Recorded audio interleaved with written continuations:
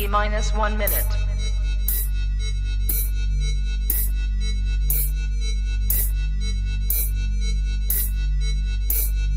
T-minus 50 seconds.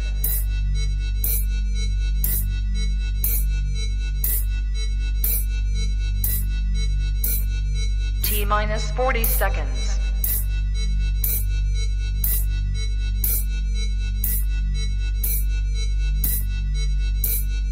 T-minus 30 seconds.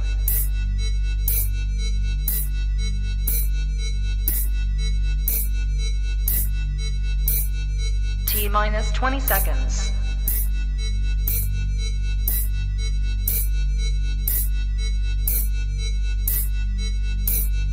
Ten, 9, 8, 7, 6, 5, 4, 3, 2, 1, 0. Public service announcement. I need all my Titan fans to come on down. Grab you some popcorn, grab you a drink. Titans Colosseum in the building.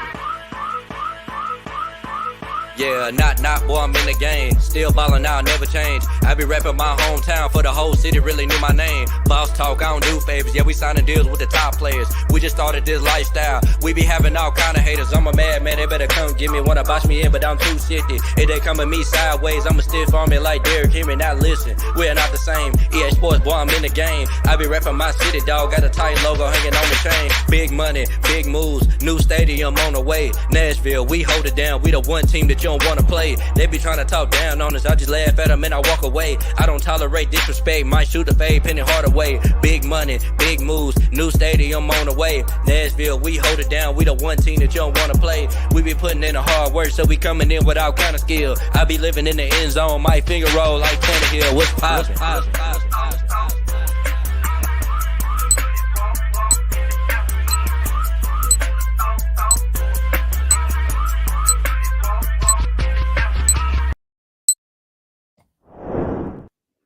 Yes, sir. Let's go. Welcome to the Titans Colosseum Podcast, man. You already know who I am. Hey, RJ Firestone, what's poppin'?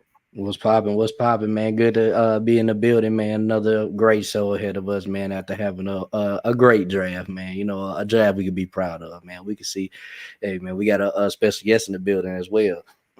Yes, sir, man. We got another episode. We finally know all the picks from the draft, man. We kind of reacted to like the first two, got a little bit about that, but man, we get to dive in a little bit more deeper now to all these draft picks we got this year and can see what the Titans is going to look like in the future to come in this season coming. Plus, like you said, we got a special guest here today that's going to help us break down all of this for y'all as well. So I'm excited for that. And we got to announce the winner of the Jeffrey Simmons autographed jersey as well. So congratulations, fellas. We have made it to our 100th episode. Yeah, man, you're going to have to stick around to see who the winner is, but we're finna go ahead and turn up our guest for the night, man. Hey, he been putting in work on social media for a long time. Hey, out here on the grind, trying to be somebody. He is somebody, goddammit. Hey, and he is the host of the Touring the AFC South podcast, man. Everybody give it up for Mike Patton. Thank you. Mike, pleasure to be on, man. Mm-hmm. Oh, man, glad the draft is over because I don't have to see any more mock drafts anymore. Man, that shit's so damn tiring, man. Man, we're going to get to mock drafts here in a second, man, but bro, I'm happy I don't have to do another mock draft, bro. I am so tired of seeing them, so tired of doing them. Oh, thank God it's over with.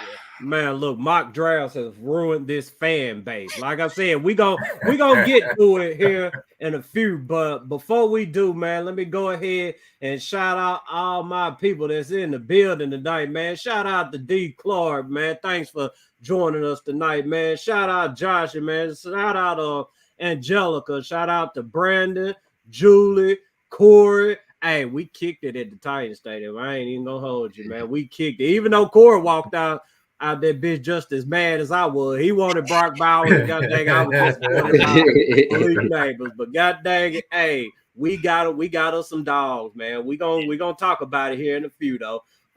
Shout out to Jill, Edward, Johnny, Man, shout out to everybody watching tonight, man. Make sure you like, share, subscribe, tell a friend about us, blah, blah, blah, this, that, and the third. And you already know I'm finna talk to you about lionsdenbeercollection.com. You need to head up over there, use the promo code Colosseum, get your beer looking like Firestone, get 25% off. And then go ahead and get you some of that Sunny Smile coffee in your life, man. Wake you up in the morning, have you ready to go work out with Trevon Sweat and shit, man. SunnySmilesCoffee.com, man. Premium freshly roasted coffee, free shipping on all U.S. orders. And head over to TitansColosseum.com. Sign up for our email list. We gonna get it together here soon. But best believe we got you. Never miss a live show, press article, or breaking news. Must be on the email list. Well, when we get it together, you must be on the email list for future giveaways. Speaking of giveaways, like we said, got a giveaway tonight. We're gonna announce the winner of the night. And if you don't believe me, I got your jersey right here. Yes, sir. Yeah, anybody on audio, I know you can't see the shit, but hell, anybody watching, they'll tell you I'm just holding up a Jeffrey Simmons jersey, and it's getting a home tonight. So make sure you watch this show because we will be announcing the winner at some point. Let me talk to you about the militia, man. The two-tone militia over on Facebook, man. Make sure you join that group of people up over there, man. They gonna keep it real with you, man. They some of the most loyal, diehard Titan fans that I know. Shout out to Melinda, Chris, Brian, everybody up over there holding it down at the militia, man. Make sure y'all turn them up. Firestone, we got anything else? Did I hit everything? Hold on, man. I think you forgot somebody, man. You know what I'm saying? Hey, look, like I said, man, if you Pop love your shit, that's what I'm waiting on, boy. Pop your shit. Hey man, if you like the intro, man, and you wanted to download it to your favorite, your Apple Music, to your Spotify, man, make sure y'all type in Romel's in the game, man. It is there. I promise you, it ain't hard to find, man. If you can't find it, man, it means you didn't want to listen to it in the first place, man. So, like I said, man, at the end of the day, man, Romel's in the game, man. And also click that artist tab, man. Check out the other songs that I got, man, because I got plenty of them. So, yes, yeah. And you can add the song to your Facebook profile as well. So if you're on here from Facebook, you can add it to your little profile, give a shout out, get that some digital real estate that you can show and, support your boy over there as well. So just go ahead and pin it to your Facebook as well for him.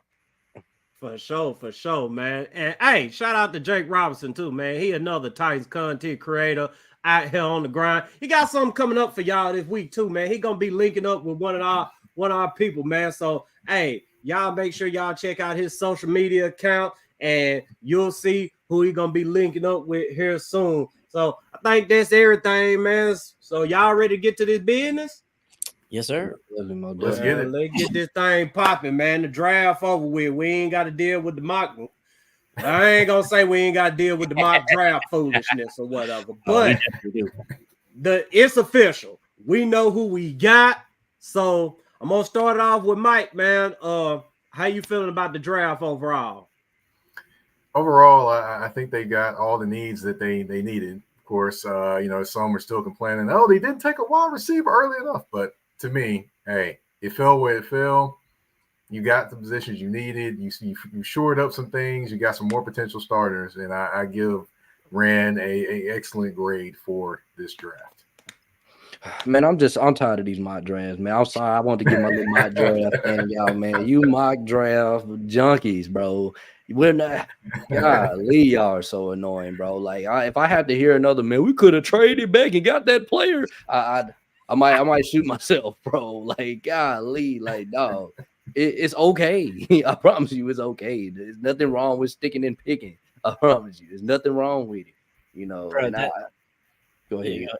Bro, that's just the problem with these mock drafts is everybody's like, oh, I can paint this scenario and that scenario, and we could have done this and could have done that. Bro, we could have done a lot of things in our life. Don't mean it's going to happen, bro. Your scenarios in your heads all the time feel and get you fixated on, well, that would work. That would actually work. But that's one side of the negotiations and how shit's going to pan out.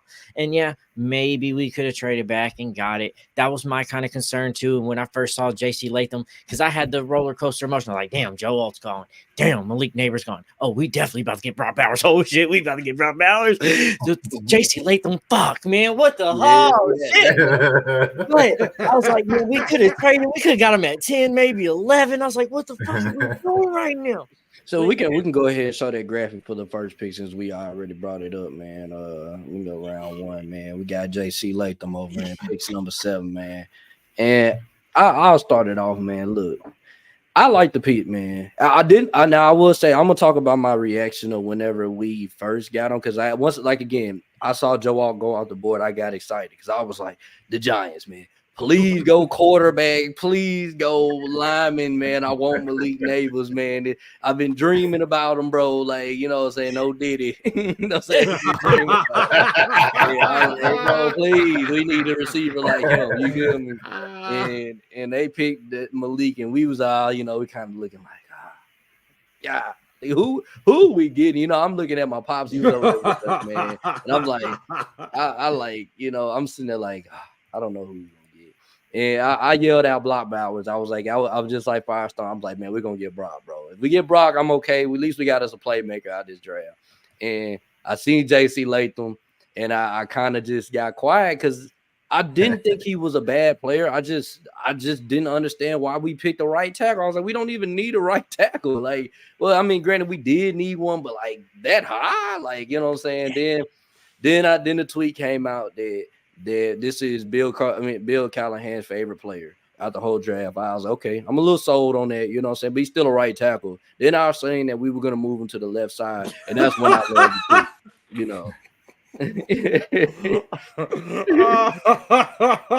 He said last year, Marako was calling it last year, bro. He was on it, and he was like, yeah, we need to get Bronski. At least we can get Will Levis. Then we woke up group chat. First thing Marako says, why do I feel like we're going to go get Levis today? Marako, stop this shit, man. But it all worked out, planned out right. But man, last year.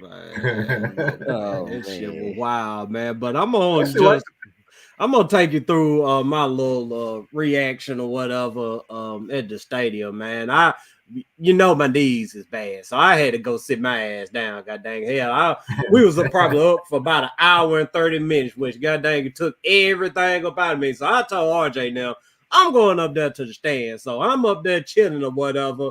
And I remember RJ calling me and saying, man, when the Titans make a pick, come back down here. I was like, oh, God, here we go. Goddamn. But man, I seen Joe Alt went off that board. Goddamn it. Hey, I heard up and got back down on the field, man. That's all I would think about. Goddamn it, we finna get Malik Neighbors. It's like a whole other burst of energy just came up over me, man. And his legs start working. Man, exactly. God dang it, I ain't feel no pain. God damn it, hell it. Hey, boy, I was out there like Jeffrey Simmons in the fourth quarter. God dang it, it's all or nothing, no matter what. But man, I got out there on the field, man, and shit, Malik went off the board. So I was like, oh fuck, here we go. I just know, goddamn, we finna do some old Brock Bowers shit, man. And when they said JC Latham, I just like, I was more let down behind Malik Neighbors more than anything. I wasn't really just mad about, JC Latham, because I did have that thought in the back of my mind, like, if JC Latham is there, they gonna get JC Latham, in which they did. And you know what I'm saying, D was down there with us, man. I remember D got dang telling me, man, bro, it's gonna be all right, man. JC cool, man, it's gonna be all right.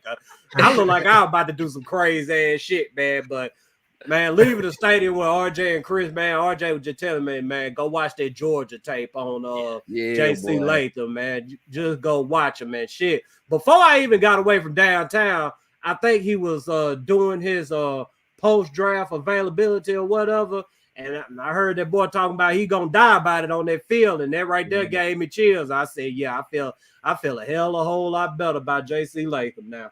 Hey, but you know who also was upset about the Malik Neighbors situation too, right? No doubt. Malik Neighbors was upset about Oh, that. yeah. He didn't want to go there. He didn't want to go there. You can see it in his face, bro. He did not want to go there. I gotta catch passes from Daniel Jones. Oh, this is about to be some bullshit. Oh, bro, he did not look happy.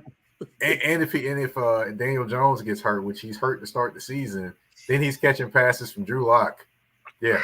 He didn't like that pick, bro. I'm gonna be real. He did not want to go to New York, man. And I'm glad, because at the same time, somewhat, I know he's a great player, man, but I feel like we dodged the bullet, bro, because he do got a little diva in him, bro. Like, you feel me? Like, all the great wide receivers do, though. They all kind of do that diva in them. So I'm willing to put up with a little diva as long as when it comes to the field, you're winning and you're not being a cancer in the locker room. You can be an outspoken diva. I think he's gonna be a cancer, bro. I don't think he's gonna like. He's definitely going to be in New York. You don't want to. You don't want to be there.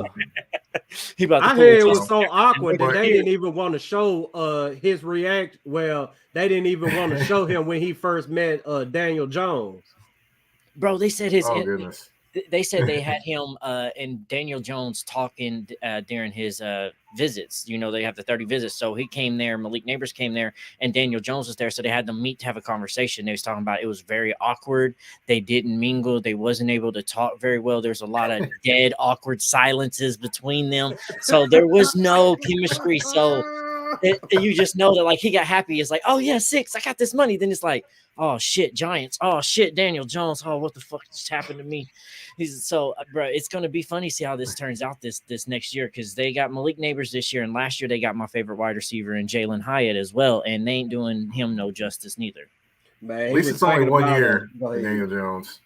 At least it's only 1 year they got with Daniel Jones. He's definitely not going to be there in 2020. Nah, yeah, man. he ain't gonna last long. I will say this though. I did get to interview Daniel Jones when he actually got drafted here, or actually, I was at the pre-draft interview at Titans. It's actually in Nissan Stadium. So it was him, Josh Allen, a few other guys. So I got to interview all of them. Interviewing him, that had to be like less exciting than watching paint dry.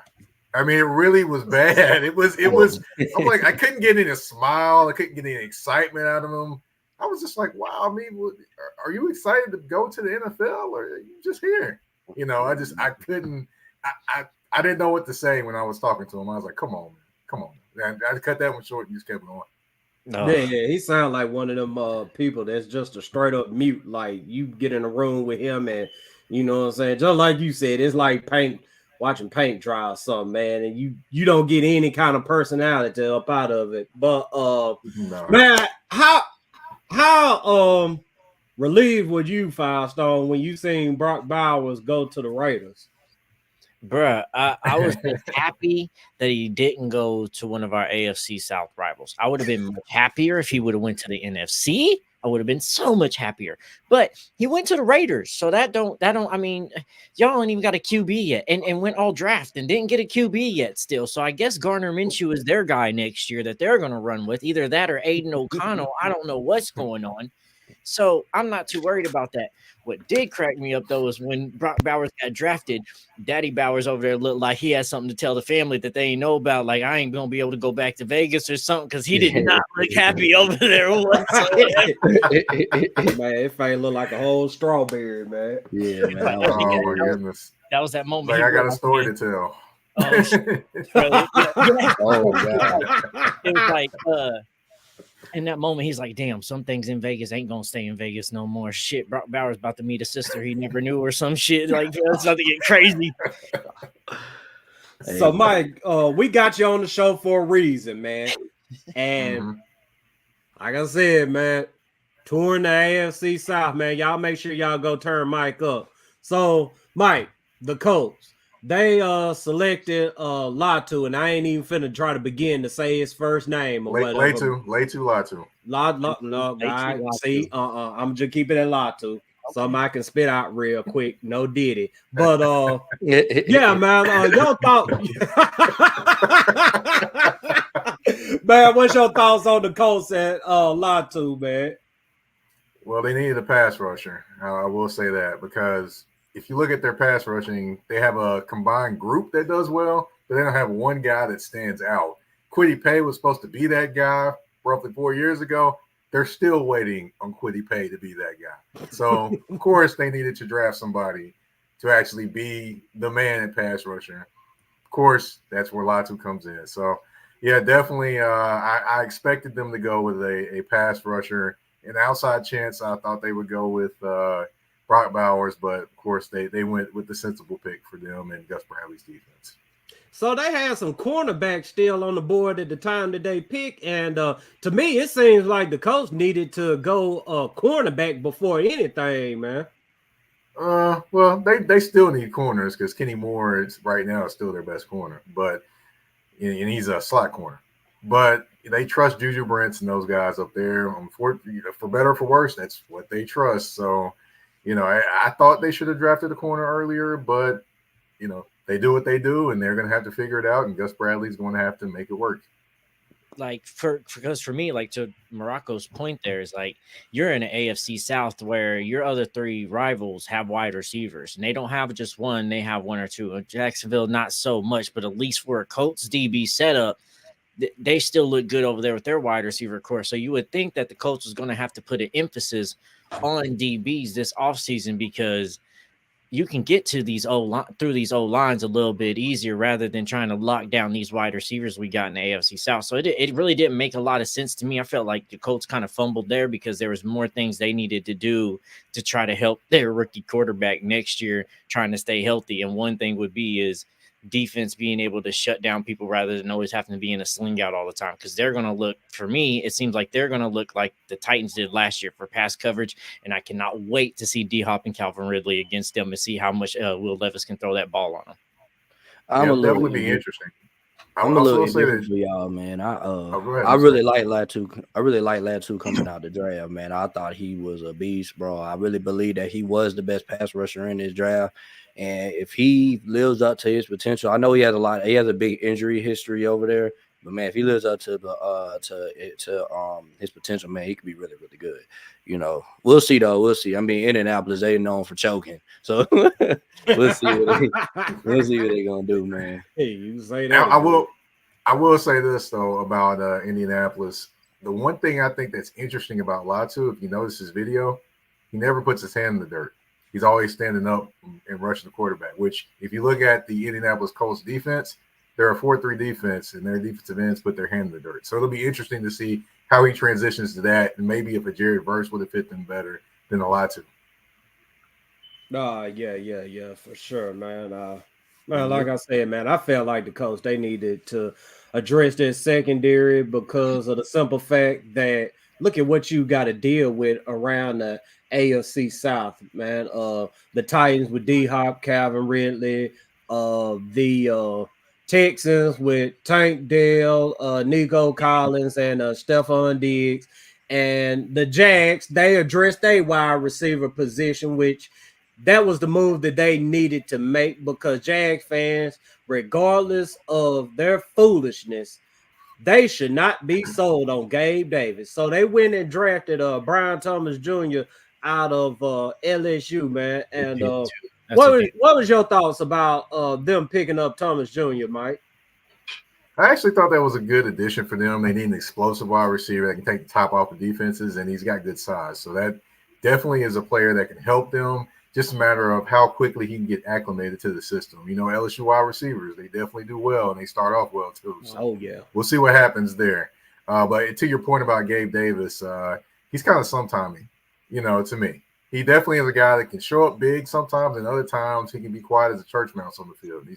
Or it could be a guy that's just running track on the field. So he definitely is a guy that's sometimey out there. I'm just interested to see how picking up this wide receiver affects Zay Jones, or as I call him, Barry Gordy. That's Bruce Leroy. I'm sorry, Bruce Leroy. Yeah, I want to see how that. I want to see how that affects Bruce Leroy, and see if he potentially gets traded this offseason or released maybe during camp or something of that nature. I think that's a name to keep an eye on to move from that organization. Yeah, because I don't. My question is basically not for Brian Thomas, but is Trevor Lawrence going to be able to actually get the ball where it needs to be for him to be productive without they starting to put it on Brian Thomas and the pressure that Trevor's going to have to go through this year? Because we're still questioning if Trevor Lawrence is going to be the guy. They thought they was. He had that good year a couple of years ago, starting to fall off this year, still not handling some pressure. So I know a lot of people's like, well, can Brian Thomas do this? My main question is Trevor Lawrence going to be able to get the ball to him when he actually does do what he needs to do? Because he's a damn good wide receiver. LSU makes damn good wide receivers, so that's going to be a good threat for them in the future. But I'm not too concerned about him because of who you got throwing the ball. That's like Malik Neighbors in New York. You're not too worried about him because Daniel Jones is still throwing them the damn ball. Yeah. Go ahead. I thought about that. And then, you know, of course, Jaguars fans kind of crucified me when I put that information out that maybe in 2 years he could be the worst quarterback in this division. I'm not saying that he's going to be awful, but I'm just saying compared to all the other ones, he might be the worst of the bunch. That's not to say it can't still be good, but you know, man, they crucified me for that one. But I'm like, oh, it's possibility it can happen, and he's kind of shown us that he's up and down throughout his career. You know, minus the Urban Meyer season, of course, but. You know, he's shown us that he's up and down. I mean, if you look at his second season, it was a hot streak that he finished the season on. But before that, he was fumbling the ball and throwing interceptions. So it's not entirely impossible that could happen. Yeah, and he kind of fell back into those habits towards the end of last season, man. You started to see, you know what I'm saying, turnovers and inaccurate passes. And then, you know, the last game of the season against the Titans, man. I mean, the Jaguars, they was faltering all over the place. But we can't talk about this first round without talking about the surprise of night one, which was Michael Penix Jr. going to the Atlanta Falcons, even though they gave Kirk Cousins a bag out of this world for his age and experience in the league, man. And I saw that. I was like, okay, Atlanta, I get it. But come on, y'all. Y'all got way more needs. Y'all don't need to worry about quarterback. Yeah, y'all don't win and paid the motherfucker now. Take what you get out of Kirk Cousins and worry about the quarterback shit later. You had defensive line problems, edge rushing problems, whatever. Could have used some help in the secondary as well. And I always could have used another wide receiver. But yet, they want to start their building process for the future with Michael Penix Jr., even though Kirk Cousins is on the roster, and they blew me with that one, man. But what was your thoughts when they pulled their stunt, Mike? Oh boy, I was shocked, and of course Corey can tell you. Corey Jackson was right beside me, and we both were shocked. We both looked at each other. It really just happened. But yeah, it really just happened. But the thing they're looking at, I kind of diving into it a little bit more. I think one part of the organization wanted to draft Penix and the other didn't. And I think that's where the confusion came about. Of course, Cousins didn't know, but he found out and he's okay with it because he understands the business and he's getting $100 million. So, hey, he'll be all right.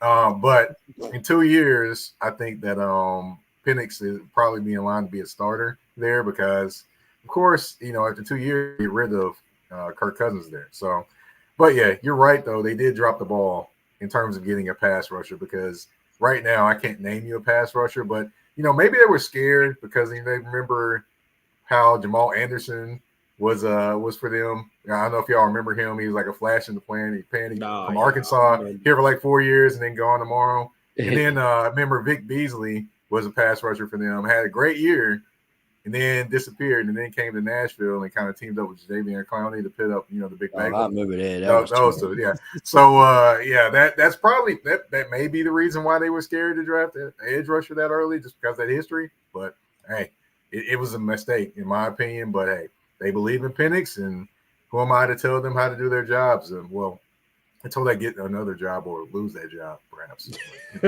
There's few NFL franchises that are around that even with all the bullshit that we do and the fuckery we got to deal with, that makes me happy that I am a part of the Titans franchise. And Atlanta Falcons is one of those franchises that make me happy about that. How the hell do you Kirk Cousins on a deal when you sign him $100 million guaranteed with like, okay, hey, we know we got you. Like when we drafted RG3 of Washington and then we also drafted Kirk Cousins in the same damn year. It's like, how you gonna bring this man here for $100 million and then go draft this guy like he's Aaron Rodgers for Green Bay and we're just drafting Jordan Love and you're gonna be out the door anyway? And then the GM had to double down on it when he was at a press conference. I think it was yesterday or the day before. He was like, Michael Penix might even be the plan until 3 or 4 years from now. He might not start. Why in the hell did you draft this man to start at 30 years old? There's no way. And if you are, bro, you're going to be fired quicker than J-Rob's ass did. Like, that was just piss poor. You was already having to explain your situation to Arthur. As soon as he came down there, it's like, what the fuck is this shit? Why are you asking me for $100 million for this guy if you're just going to go draft this guy? So I just don't get it. It make no sense to me. You could have went and got Turner. You could have went and got you an edge rusher. You could have went and got Quinyon Mitchell. You could have got you a Pat. You could have got something on that defense that could have helped you and showed Kirk that you was ready to build to the future now, rather than, hey, we don't kind of believe in you, so we're gonna have our plan B. That was like when you get a new girl and then she brings up he's just a friend guy. No, bullshit. He's not just a friend. That motherfucker's about to take my spot. I know this game. I say this, look, for Michael Penix himself, this is the best situation he could have got in, man. He ain't gotta be rushed onto the field. You know what I'm saying? He get to learn from Kirk Cousins, and then sooner or later he's gonna take his job. You feel me? And for Kirk Cousins, if it's good for Kirk Cousins, it's good for the Atlanta Falcons, in my opinion. I know I'm probably one of the I guess unpopular opinions about it, but I actually somewhat like the pick. I mean, it's just like the Packers, man. Everybody was like, "Oh, the Packers stupid for drafting Jordan Love when they got Aaron Rodgers." Do it look dumb now? You know what I'm saying? Like 3 years down the line, we're gonna look at this draft, and I think that people are gonna say that this was a good pick. No, I'm gonna be real. As great as Jordan Love can possibly be, I don't know if Green Bay will ever say it was worth it because it lost them Aaron Rodgers and Devontae Adams for Jordan Love. So it is, but it's like, luckily that turned out to lessen the blow for them. That's what it's going to have to be here for y'all, because otherwise, if this Kirk Cousins situation don't work, Michael Penix start working and playing really good, the fan base is going to call for him as soon as Kirk Cousins starts messing up. Then you're going to be in a situation where you're possibly going to be like Denver, paying a bunch of dead cap space money to a guy you got to let go, or you're paying a bunch of money to a backup guy on the roster that you just don't want to cut yet. So they really kind of put themselves in a bad situation here in the future. Once Michael Penix get healthy, how long is this going to last when you gave this guy $100 million right up front? And I'll say this though, for Michael Penix, I think is a really good quarterback. I'm not even. I think that he deserved to be drafted this high, in my opinion. Like, he just the injury history he had is the only reason why people didn't want to draft him in the top 5. Like, but I just feel like right now he's not rushed into no type of be a leader of a team, take over the franchise. Like Bo Nix is in the worst possible position he could have got in. Like they literally threw him to the Broncos and said save us, and he's not about to save them. They're thirsty so bad. Mm-hmm. They are thirsty. And I'll tell you this about Atlanta and Michael Penix Jr. Then we can start to have fun here. Man, look, man. You already know those Falcons fans are thirsty as hell down there. I mean, they've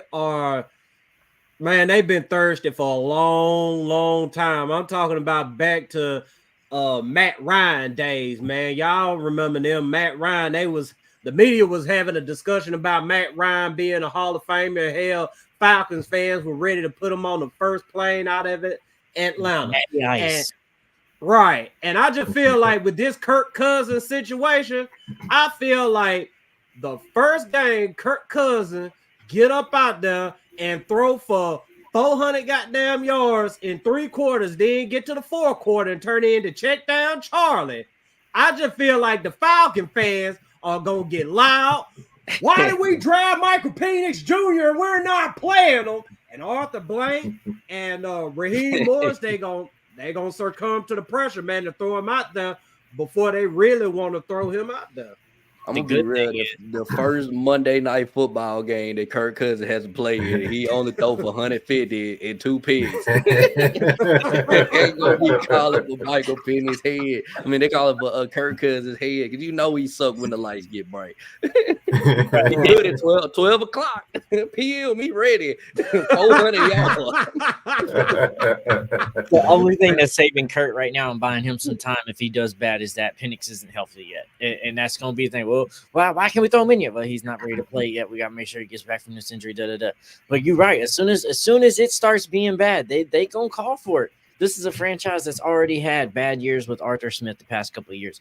A franchise that thought they had a Super Bowl, had the lead, and then lost the biggest lead in Super Bowl history. So why would you go do this or gave up the biggest comeback in Super Bowl history? They're not ready to sit here and wait. They've already tasted a Super Bowl here recently, and they're ready to get one. So they're not going to sit around here and wait. They was already pissed off y'all gave them that much money for Cousins coming off a busted Achilles. They was already pissed. And he was like, here, let me add some fuel to this fire. Let me instead of what we need, we're going to go get double what we already got. And I was just, when that happened, I was like, thank God I'm not a Falcons fan. Holy shit. Yeah, they got what, Taylor Heineke. They've got Penix, and now they've got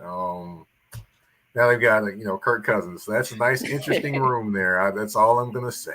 Yeah, the quarterback room got better. We can say that right there. And speaking of getting better, man, regardless of what some of y'all motherfuckers think, the Titans D-line got better during the draft because they went out and got them some help for Big Jeff, man. Something we've been talking about for so long here, man. They needed to get this for Big Jeff. But you know what, our fan base, there's always going to be some foolishness. And that foolishness came to a head Saturday morning, man. And everybody know, man, we rock with Tyler. We rock with Tyler Rolling Tough, man. We done had him on the show, man. He one of the most passionate Titans fans out there. He gonna give you real opinions. I mean, he ain't putting on for no damn body, man. He a real deal thoroughbred Titans fan. But Tyler, he had another episode, man, and I knew Tyler was due for this. I knew Tyler was due for another episode because I've been watching Tyler like saying, Tyler got a point. Tyler got a point. Tyler got a point. But I could not say Tyler had a point with his, I guess, critique or criticism of Sweat, man. And when I talked to RJ about it, man, I was like, man, I'm happy, man. I'm happy. I'm getting a jersey, man. I'm happy. But Mike, man, how did you feel when the Titans selected Sweat? I actually like the pick. Of course, everyone wants to talk about the DWI, him being out of shape and things like that. But a couple different points. The Titans went down there and actually visited him in person in his hometown with everybody. So that meant they were really, really invested in figuring him out. Secondly, he answered all their questions truthfully and honestly as to what happened. He could have left the scene of the accident, but he didn't. So, in being a football player in Texas, of course, you probably can get away with something like that. So he did do that. So I commend him for answering the questions and doing those things. As far as his fit, it definitely helps. I will say, in watching his tape, he didn't really take on double teams quite as much. So that'd be something new for him. But he is quick and shifty for a man 360 pounds. And he definitely is a guy that doesn't take plays off, which, that's would be the requisite for somebody that's overweight or out of shape, is taking plays off, which if anybody looked at his tape, he didn't take plays off. That critique of him being out of shape and all those different things, a different game, I'm like, how would he survive playing football in Texas if he's out of shape? You see how hot and humid it is in Texas? Come on now. Come on, people. You just got to – a weatherman can tell you that simple answer, that he can survive playing NFL football just based upon the weather alone. But, I leave those opinions alone, and I just go strictly to the tape and strictly to actually watching him play instead of running with the narrative that, many have probably never seen. And like I said, I'm in college football, I'm a Tennessee fan. But I talked to a lot of Texas guys, man, and I asked them, I said, who, and this was before we even drafted them. I said, who's the best player on your defense? You know what I'm saying? And they all told me Sweat. You know what I'm saying? Like everybody is Sweat. It ain't even, they said that Sweat made the guy that went first round for them. What's his name? Was it Byron Murphy? What's his name? Yeah, Byron Murphy. Byron Murphy. He said that he made him go first round. Like he was like, he made Byron Murphy's job a lot easier than what it should have been. He thinks that Byron Murphy's a good player, but he said, man, Sweat by far was our best player, man. Game after every game, man, he showed up and made a play that changed the whole entire game, man. You know, and I always think about that one play that I seen when they played Alabama. And they hit Bryce Young in the end zone, and he hit Bryce Young in the end zone, and they wound up cheating him. You know what I'm saying? And calling it not a safety when it was clear day of safety. But man, he's been making play for 2 years now. So, bro, he's a beast. He's a guy that sits there and he can penetrate. He can get to the QB. He can do run stop. If his first or second move doesn't get there, he's patient enough to sit there and let the play then come to him. He sits there. He not dances with linemen, but he has them where he wants to. So when he sees where the ball is going, whether it's left or right, he just gets off of them. Even if they got his hands on him, he's like, I don't care. I'm still going to go make a play. He can get off those blocks. He can make those plays. He played at Texas, bro. They're not going to put nobody out there on the field that is out of shape or not taking place. Bro, it's Texas. They don't play that shit. These people care and love and bleed, sweat, cry football, bro. This is everything to them there. They're not putting some scrub out there to be like, okay, do what you want. And if I remember correctly, the last time we took a DT with some, personal issues, everybody said we took him too high too at 19. We took Jeffrey Simmons at 19. Everybody's like, that was too high. You could have got him in the second round. Why would you get that? Look what that's turned into.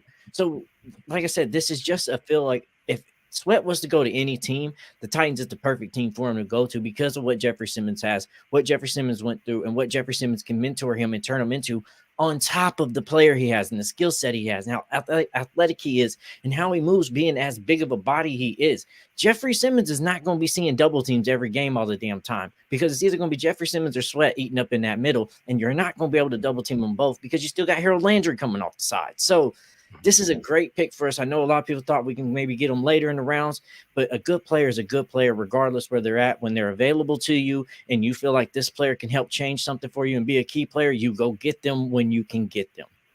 I'm sorry, man. I can't be the only person that wants their D-line to have character issues, bro. I don't want the goody good boys on my D-line, man. I'm sorry. I need guys that you know what I'm saying, that's ready to kill somebody, bro, on the field, bro.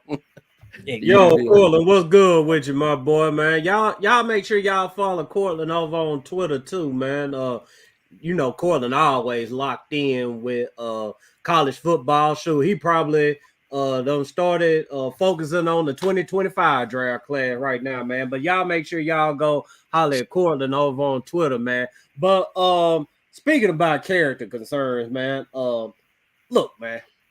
I'm not finna sit up here and act outrage about a damn DWI. Neither should our fellow fans. I see a lot of them out here talk about, well, Sweat got the DW. They called it a DUI, but it was really a DWI, which is not as serious. Now, I mean, and he didn't cause the wreck. The other person hit him. Right. He didn't cause the wreck either.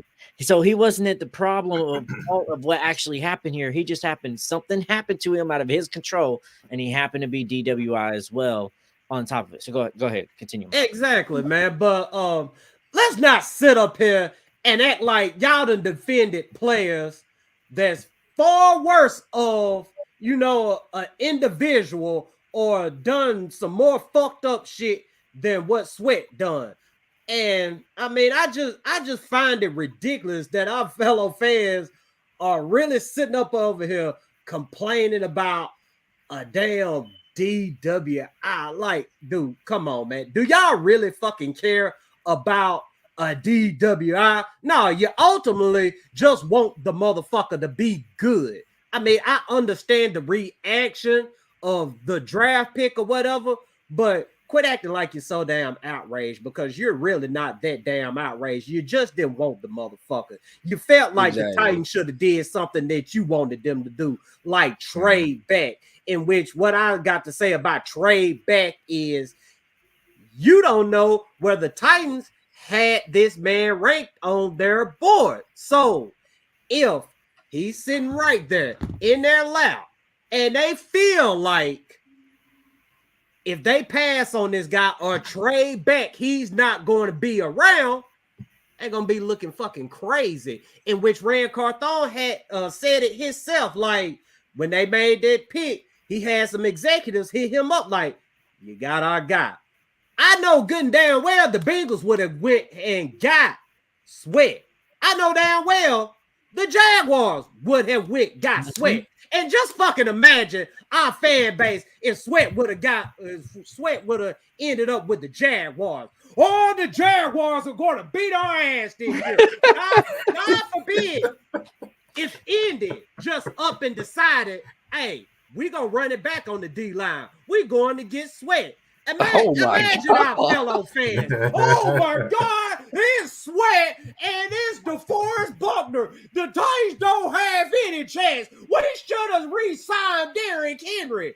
I mean, shit, y'all. Come on, man. I mean, you ain't gotta like the pick, but don't sit up here and question the Titans for making their move because they like this guy. They went done their homework on Sweat. They went down there to his hometown. Spent time with his mama, his brother, his granddaddy, the people that he hangs around on a daily basis. And they came back to Nashville and said, we feel comfortable picking this guy. Yeah, and I'm gonna be real, man. Straight up. I was listening to Rand Carthon on 104.5 today, man. He was on a radio station, man. And he even said it. He said the Texans literally hit this man up, bro. Hit up Rand Carthon and said, you guys got the guy, got Sweat. They were going to get him. Like, boy, think about it if he would win. Oh my! If he would win, I would have to cut somebody out. Oh my God! Oh my God! The Texans. Oh, they're going to win 5 Super Bowls. Who is Patrick Mahomes? Yeah, they had the Super Bowl. They had the Lombardi in the hand if they'd have got Sweat.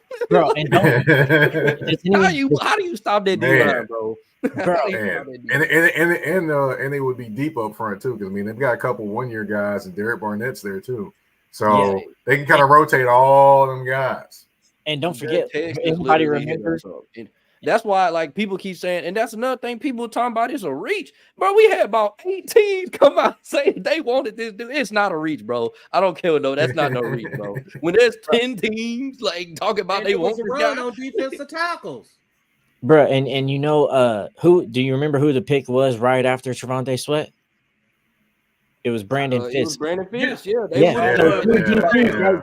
to say the Rams wouldn't have got him? Yeah, so exactly. The Rams, the Bengals, the Texans, the Colts probably got Jags, could have got him. You know what I'm saying? It was a lot of teams, man, that could have used Trevante Sweat. That was not no reach. It was no reason to trade back. We wouldn't have got him. You just didn't want the player. It's okay. Just come out and say, I just didn't want him because he had a DWI.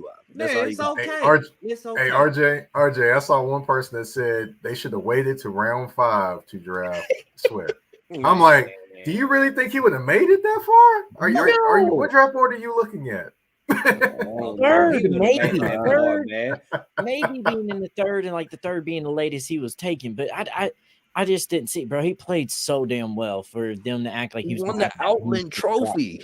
Yeah, let's take care of this super chat, though, y'all. College football. What do you like? People get on my nerve, man. Yeah, let's take care of this super chat, man. Shout out to True Hype, man. I still don't know what's worse, take of the year, but what did he say? I still don't know what's worse take of the year is, but Jared Stillman got at least 2 since the draft. Jared, man. Jared is wild. Carthon, bro. Jared is wild. It's something personal there to me. To me, it's something personal there. It just sounds like it. It gotta be, bro. It just sounds like it. I don't know Jared. I met Rand, talked to Rand a few times. Rand's a good guy, but I don't know what happened between him and Jared. I have no idea, but I can't even explain it. I don't know how to explain it. Yeah. Yeah, Jared just being a hot take artist, man. But Tyler Rowland, he really feel like that about Sweat, man. I mean, but he really went to I zero give to him 100. his props though. Hey, I'm sorry. Hey, one question. He's with Locked On Titans. Locked On right? Titans, man. Okay, well, I said something about that the other day too. I don't know if you saw that. Nah, I missed it, man. What you had to say about it? I said, man, they need to go on and hire me and let me do that. Since keep the personal stuff up out of it and just keep it real. You can't be acting like that, man. You can't be doing all that, man. Come on. I'll say this though. I give him his props because he was consistently roasting him throughout. I ain't gonna say roasting him. He consistently been getting on about this Sweat at 38 for about 2 weeks now. So you know what I'm saying? Like, so when it happened, like he was done, bro. Like I was like, oh man, I know he's gonna go through it. Bro, I agree, because even when we were on the show, like we were all like, man, we would like Sweat if he falls to us there. Like we were still on the Sweat issue, and he was like, no, I don't want him. Nope. He stood his ground here. So like, whether you agree with this take or not, and we're gonna see in the future whether his take is right or not, this motherfucker been standing 10 toes down on that take. So he truly believes it. Yeah, he got 200 bookmarks, man. So if this shit goes left for him, man, his notification finna get blew up like a motherfucker, man. But shout out to Sportacular, man. He always turning us up, man. Appreciate the continued support. For people who say it's a reach, didn't the Chiefs have to reach for Mahomes, and the Chiefs fans hated the pick at the time he was drafted? Exactly, man. You gotta let the shit play out on the field regardless. And I know that some of y'all hate to hear this, but it's the damn truth. We are not professionals in the NFL. We are not executives. So their line of thinking and our line of thinking is a little bit different. Hell, depending on who it is, it's totally different, man. But as fans, I mean, you can have opinions, most definitely. But at the end of the day, just understand what these executives are trying to accomplish. Understand that they got way more tools than us. But yeah, like I said, Sportacular, man. Appreciate the continued support, man. Hey, and don't forget too, the Chiefs traded up to get Patrick Mahomes. And who did they trade up with? The Buffalo Bills. Buffalo Bills, they just love their punishment, don't they? Horrible. They just stop trading with the Chiefs, bro. Just don't trade with them, bro. Stop. They keep getting these freaking players because of you. Yeah. Bro, how do you this year? How do you let Kansas City and Carolina come up and trade with you, and they get wide receivers, knowing you're getting wide receiver too? That didn't make no sense to me. I saw them trade twice, and those get wide receivers. And my son came up to me, he's like, "Hey man, who you think that they gonna get now with their pick?" I'm like, "Well, they damn sure ain't getting a wide receiver. They just let two people jump in front of them and get it." And sure enough, they go get a wide receiver. I'm like, you either had to be that sold on Keon Coleman, or you just got to be dumb to let that many teams come ahead of you and pick a position that you was going towards. It just didn't make no sense to me. All right, man. Let's keep this thing rocking and rolling. Matter of fact, man, shout out to everybody watching tonight, man. Y'all make sure y'all like, share, subscribe, tell a friend about us, blah, blah, blah, this, that, and the third. We got 182 in the building tonight, and we're going to be giving this Jeffrey Simmons jersey away later on in the show. But the Titans, they didn't have a third-round draft pick, and Rand Carthon pretty much said it. Now, I appreciate his honesty. I'm not going to sit up here and trip off of Rand and anything that he had to say this weekend, but he pretty much told everybody, look, it's highly unlikely that we trade back into the third round. They had a plan going into this draft. And to me, it seems like everything went exactly how they wanted it to go. But in the fourth round, they picked up what some of y'all been praying for, which is a green dot linebacker, Cedric Gray. And I like this pick, man. I mean, Cedric Gray, I mean, to me, I feel like he's the most surefire pick in this draft. Mike, you agree with that, man? I think he's definitely a solid pick. He's the most ready, I would say, to be a starter. He definitely commands the defense. Definitely is a guy that is right where he's supposed to be at all times. And the thing I look at him is someone in the comments said keep Bullet 2.0. No, I'm gonna take you to Stephen Tulloch. He kind of reminds me of a Stephen Tulloch. Okay, that's who he reminds me of. So you don't see Fred Warner in him. No, I don't see Fred Warner, but it doesn't mean that he's not a leader or anything. I just see a little bit of Stephen Tulloch in him, and I think he'll be a solid linebacker. And I think he'll end up being the starting linebacker opposite of Murray. Yeah, I can agree with that, man. I do believe that the Tennessee Titans found 3 legitimate starters in this draft, and I think that's JC Latham, Sweat, and Gray, because I do like Gray's film, man. I like his coverage ability, man. I kept saying we need a coverage linebacker to go with Kenneth Murray. As long as Kenneth Murray ain't got that green dot, man, he got to think all about what plays to run. I don't want him to worry about it. I just want you to see ball and go hit the dude. That's exactly all I want Kenneth Murray to do. Let Cedric do all that stuff, man. Let Cedric, play comfortable, man. Let him do what he already been doing in North Carolina, and that's make sure that everybody's on point calling the plays, is that and the other. But for what I heard today on 104.5, it do sound like that Monty Hooker might be getting that green dot at first. Yeah, at first. I'm obviously it can get shifted around, you know what I'm saying? But I think Monty Hooker, he's probably the most, veteran person on this defense, man. As in the second, that's not on the D line. You feel me? I think they're talking about him getting the green dot. We'll see though. We'll see at the training camp. I think Cedric Gray will wind up with it, but I don't think they want to try to give it to him too much because he's already got so much on your plate as well. But that is the guy I think they see them as being, and whenever they feel like he can handle that workload on top of what's already on top of him, he's going to get that green dot. And I do see that being sometime this year at some point as well. And when we drafted him, the first thing I thought was like, oh, this is going to make Kenneth Murray so much better on the field. Because I watched Kenneth Murray all OU. And if you just let that man be a chaos and a havoc wrecker out there on the field, you just let him run crazy. It's like, hey, all right, I'll make sure everybody else is doing what they're supposed to do. You just spot ball, like RJ say, find ball, hit ball. Go get it. And Kenneth Murray does that well. He reads plays, but he doesn't always necessarily set everybody up in the right situation. So, bro, once Gray came, I was like, man, we are going to be wrecking havoc out here on defense on the inside, not only outside, bro. This defense is shaping up beautifully. Man, Corley, don't talk to us about that mock draft, man. You know we were just playing. Yeah, we so didn't pick him, bro. Was like, we kept looking at, we were like, all right, this go great. We went, I forgot who we went, bro. Then we go like Trice over him. I can't remember. Bro, that mock draft was bad, bro. Hey, if anything happened, like if we wouldn't have done those mock drafts, though, I think that JC Latham would have been harder for me because like we went and did that first one, it was nice, and we went that second one, and when we didn't get an OT, then you try to go into that second round. I was like, oh shit, you got to get him at the 7th overall. And that's exactly what happened in the draft. If we wouldn't have got JC Latham at 7, bro, we wouldn't have got us a good quality tackle in that second round. Not what we needed. Not what we needed at all. Right. Yeah, I definitely like the Latham pick, especially after now we talk about that mock draft, man. When we drafted Malik Neighbors and seen that we had to draft some booty after the line.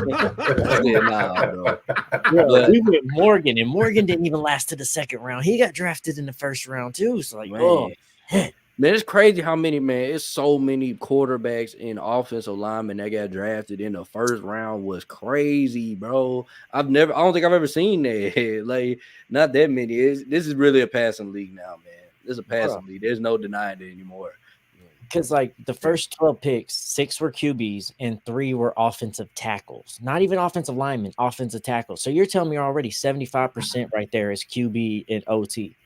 The other 3 picks are 2 wide receivers and I forgot what the other one is now, but I think it was defense. So, bro, it's like it was, you finally see the turn that, okay, people's realizing I got to protect my QB and I got to get a damn QB. Patrick Mahomes is doing shit out here, so I got to get a QB and I got to keep this motherfucker upright. Right. Yeah, right. Mock draft You got trash, man. You also look at the first pick. The first defensive lineman or defensive pick was Latham. Latham was the first defensive pick in the entire draft, which is nuts. What, I'm 15, still 16? I'm still 15. Yeah. 15, and I'm still trying to, you mentioned him earlier, and I'm gonna mention his name again, but Bo Nix, man. I'm still trying to figure out why Denver. Why? Desperate, man. Desperate, man. They've been desperate ever since Denver Peyton finna be Manning. so bad. Look, they went from having Russell Wilson, who had a good season, fight Sean, Sean doing whatever he was gonna do, Sean Payton, to having now you got Bo Nix. You traded for Zach Wilson. And so those are your two. I'm just sitting there thinking to myself, does he really think he's better at quarterback now?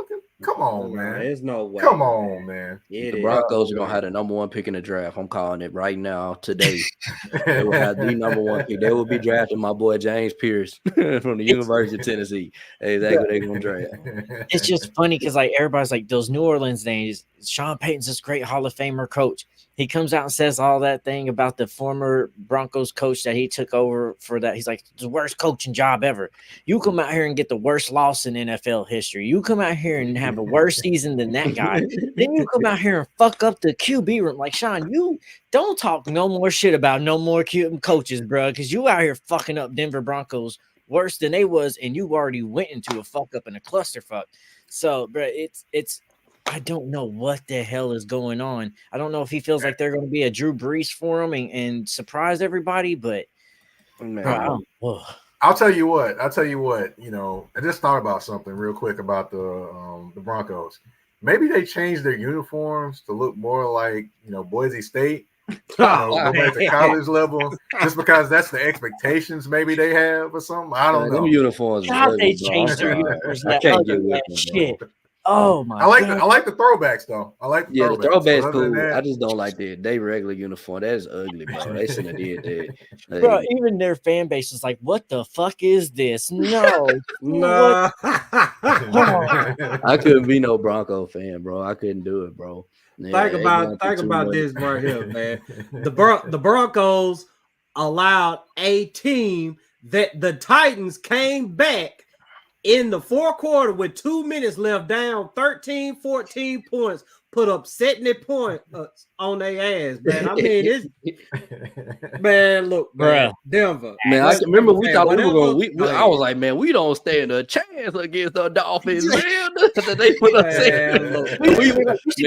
we looked so terrible that week, bro, because we played the Browns and we only scored like 3 points, and Myles Garrett had the game of his life. He had like 5 sacks, and we look over the Dolphins and they scoring every play. Like we gotta play them. Bro, we was worried as hell. We was like, if Miami did that to Denver, they at least got some pass players over there. They can cover some pass. We ain't about to do shit. We gonna lose by 100, and then we go out there and beat them. We like, oh, Denver might be worse than we thought they was. Yeah, shit, Denver's ass, man. I couldn't believe we beat the Dolphins. That was unbelievable. I thought that was honestly, I thought Denver might, get Johnny Falco, bring him over there. Oh man, they probably signed Ryan Tannehill. That was tough, man. He's still unsigned. He's still unsigned. Ryan Tannehill even gonna get picked up? Like what? I don't think so. He'll get picked up. He'll get picked up in around camp time.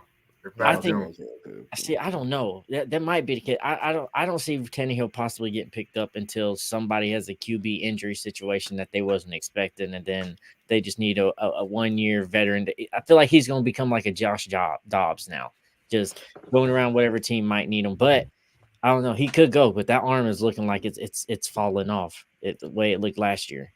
Okay, back up for the Jets. Hold on, before we get on to the next subject, man, Mike, I got 2 questions for you, man. So one, who had the best draft in the AFC South? And 2, if you were to rank the teams in the AFC South right now, 1 through 4, man, how would you rank them? All right, who had the best draft? To be honest, looking at the teams that had actually the most starters being drafted, I would say the Titans had the best draft, to be honest, because you can look at the first 3 picks and those potentially could be starters. Then you have Jha'Quan Jackson, potential starter eventually, or a punt returner at least. You got Brownlee, eventually could potentially be a nickel guy for you. James Williams, that's the wild card. Now, that guy is a walking box of talent. 6'5", safety that can play linebacker too. Wow, that's just amazing. But I definitely Man, He a goon, bro. I like that one. And if I could say for right now, I would say the Titans. I say the Texans did solid. The Texans definitely did solid. They went out and got the guy they needed to get with their first pick in the second round, which was the guy out of Georgia. That is exactly what they needed because, of course, they got two guys on 1 year deals basically that are former first round picks that are on their third team, and Jeff Okudah and CJ Henderson, which I don't trust either one of those guys. So hey, I think the rookie might end up starting. But yeah, I would say that I go the Texans. I'll go the Titans. I'll go the Texans, Jaguars, and I'll put the Colts last just because they didn't draft a corner. I thought they should have drafted a corner earlier, and they just kind of I just didn't. I wasn't vibing with the draft, even though I'm not saying they had a horrible draft. I just wasn't vibing with the kind of the order of the selection. I had some problems with the Titans order of selection and the Jaguars order of selection. Now, God knows I had problems with the Jaguars order selection. Mm-hmm. I would say this though. I do like that pissed me off. The Jaguars draft pissed me off.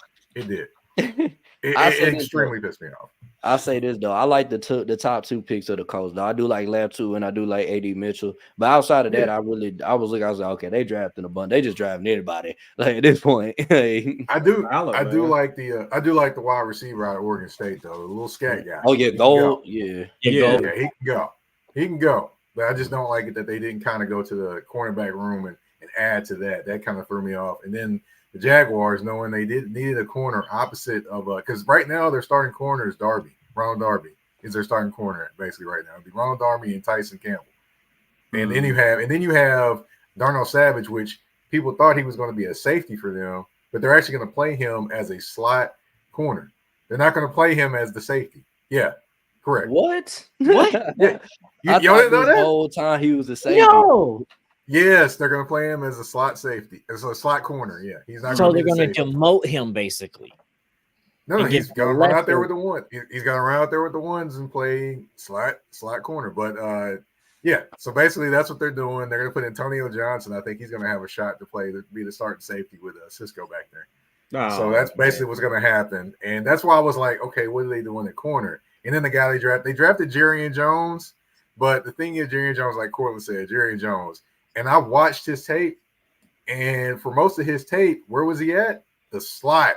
Now, people tell me a lot about him of being on the outside, but I'm like, look, help me find some film where he was actually on the outside. All the film I've watched, he is lined up directly in the slot. So basically, you draft the slot guy to play outside. You sign a safety to play slot corner. I mean, I'm just trying to figure it out. So to me, the guy I think that they drafted well at corner that actually could have actually pop up and start for them, the guy at Ole Miss, Prince.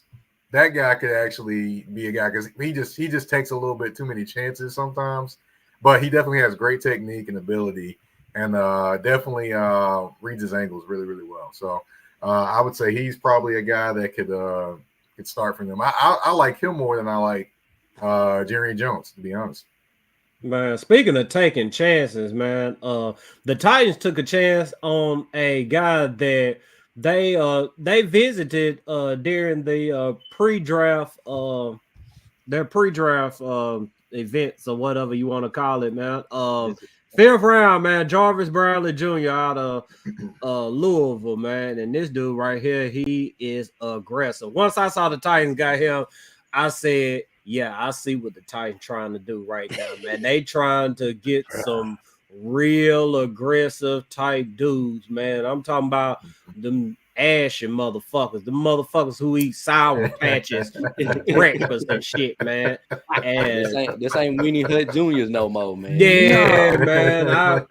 Look, man. They got Brown there. I said, yeah, that's the type of motherfucker that they need. But of course, our fellow fans, oh my God, what are they doing getting a corner? They don't need any more cornerbacks. First off, you can never have enough cornerbacks. And second of all, did y'all not watch the same Titans that I watched last year? Did y'all not watch Eric Garrett getting burnt up like a motherfucker. Did y'all not watch Trey Avery getting abused over and over again? Did y'all not see Christian Fulton out there getting abused like a motherfucker?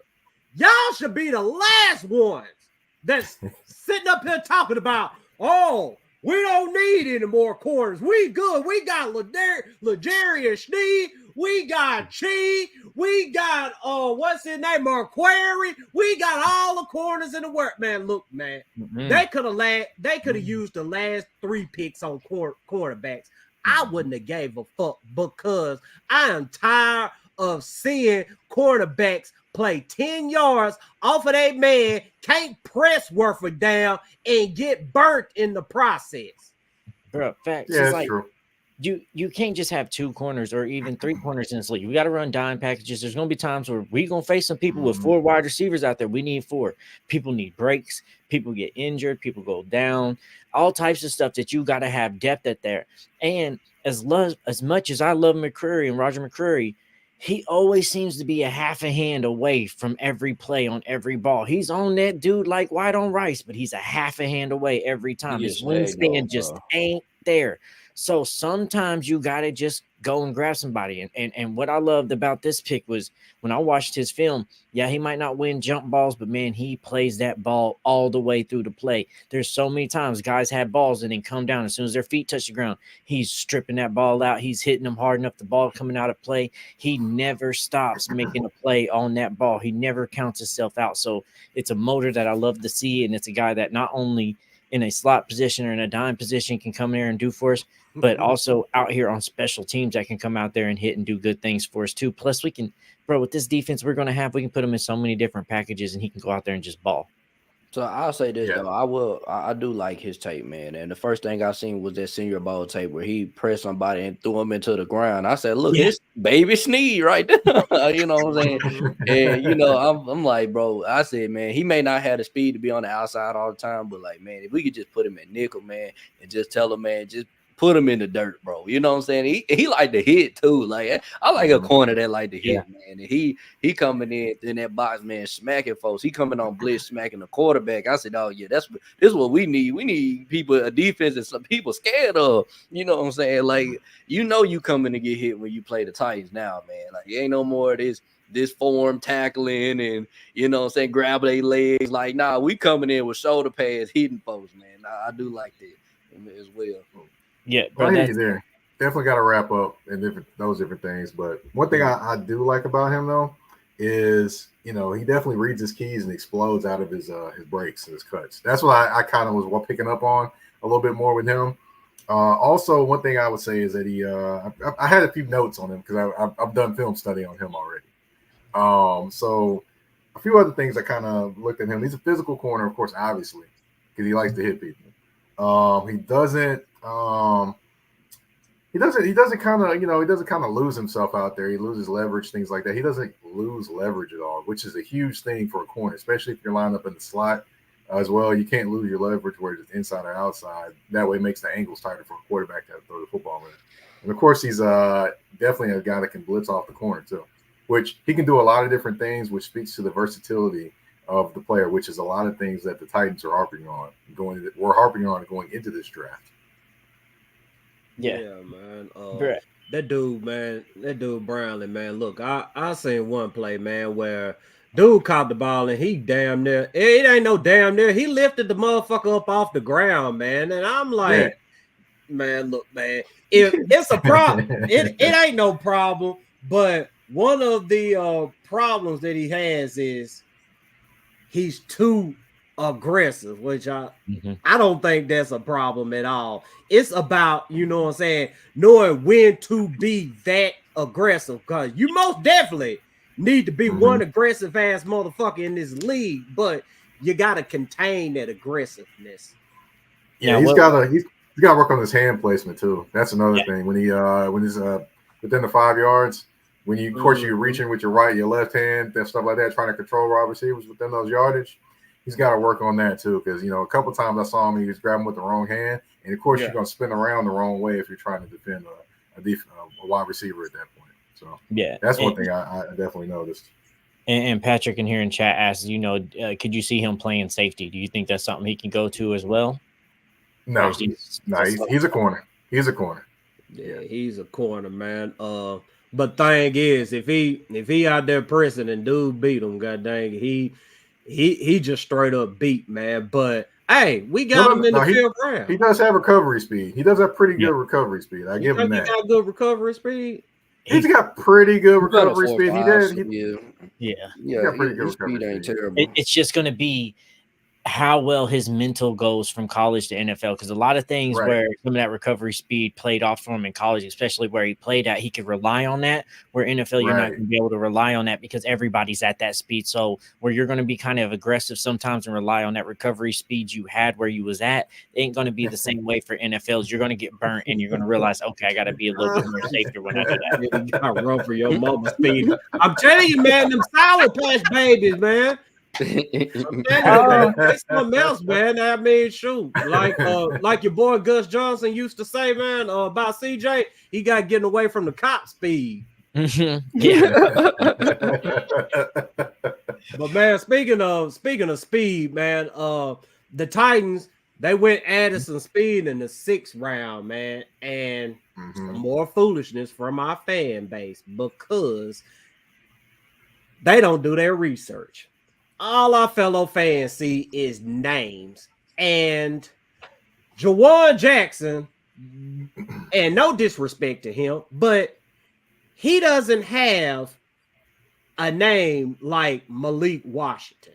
And Malik Washington was on the board, and our fellow fans and some people in the media, had a problem with the Titans passing on Malik Washington for Jha'Quan Jackson, in which I wanted Malik Washington too, but at the same time, I'm not finna sit up over here and lose my shit over a fucking 6th round draft pick. I mean, come on, y'all. This was the fucking same fan base who was ready to give up Derrick Henry for a 5th or 6th round draft pick. So, I mean, sitting up over here acting like, a 6th round draft pick is just, going to automatically come in here and change the landscape of the fan base, man. It's pretty fucking foolish to me. But when we made that pick, I went done my research. I didn't go into this whole thing about, the Titans should have got Malik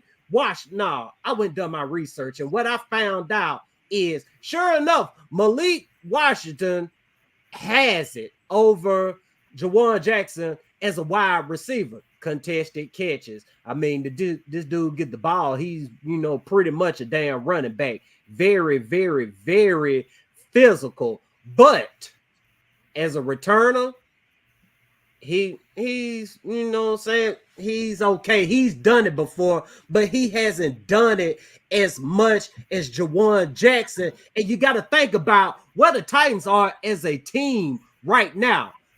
They need a return man. Ain't y'all been crying about that for the last 20 years or whatever? A return man. Oh, all our return men are slow. We haven't had a return man since Mark Mariota. I'm tired of seeing Robert Woods return punt. Why is this guy out there returning punts? All he does was fuck. Man, look, man. Trust the process when it comes to this shit, y'all. I mean, sure. Malik Washington, like I said, I wanted them to, but we got who we got. Support the shit, man. Your thoughts on Jha'Quan Jackson, Mike?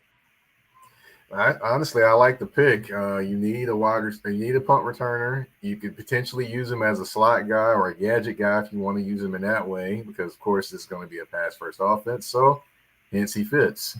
Then also, just the explosion that you see when he makes a cut, he explodes out of that cut. He doesn't just stand there.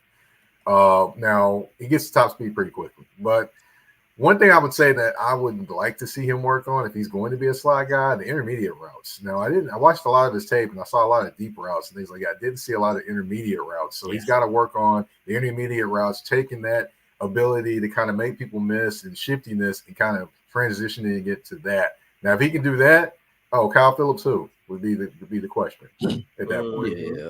Yeah. I'll say this though. I do like I said, I'm the same way, Malik. I woke up, man. Like I said, we got a new puppy, so man, that puppy been wearing me out, man. I was during the draft, man.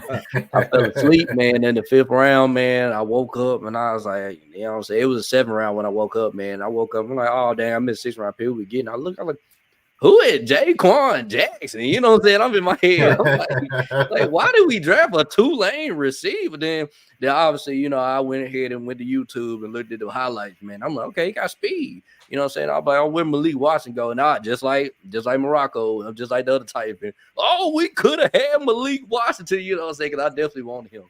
But at the same time, I had to think about it. I was like, okay, I'm seeing him do kick returns. I'm seeing speed. I'm seeing the shiftiness, you know what I'm saying, the wiggle. And I'm like, as a Titan fan, I've been asking for this. I'm like, when are we getting a little guy that, you know, that can just dive somebody, you know, and get some speed on him, like a Ray McLeod or something, or, you know what I'm saying, or just a gadget player. We haven't had a gadget player, and I don't know how long, like, you feel me? Like, and I like the pick. You know, I think that we needed a returner, like Marako said, and I'm just gonna live. We're gonna see what he do on the field, especially come preseason, man. He better show me something, you know. Bro, yeah, because I don't understand why so many people are upset. Because even if he is just a punt returner, kick returner, which I don't think he will be, even if he is that's good to find in a sixth round.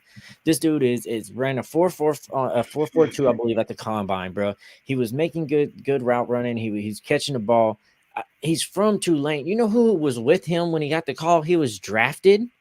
Tajay Spears was right there hanging out with his ass while he got the call that he was drafted. So if anybody knows that, okay, this guy's got some speed, he can do some things, maybe has that same type of playmaking ability that Tajay Spears maybe has too, because they came from the same school, but he's just so shifty and quick how he does things. And with the new kickoff return rule, you know that he's going to be a factor on how some things can get done. And like you said, if he can come in and maybe we can work on his route tree a little bit, because I saw that too. It just seems like they got him running seams a bunch, or they got him running outs to the sideline a bunch. You just run a flat out real quick, or you run a seam, and that's about it. And I'm like, I want to see some slants. I want to see some posts. I want to see him come across that middle a little bit.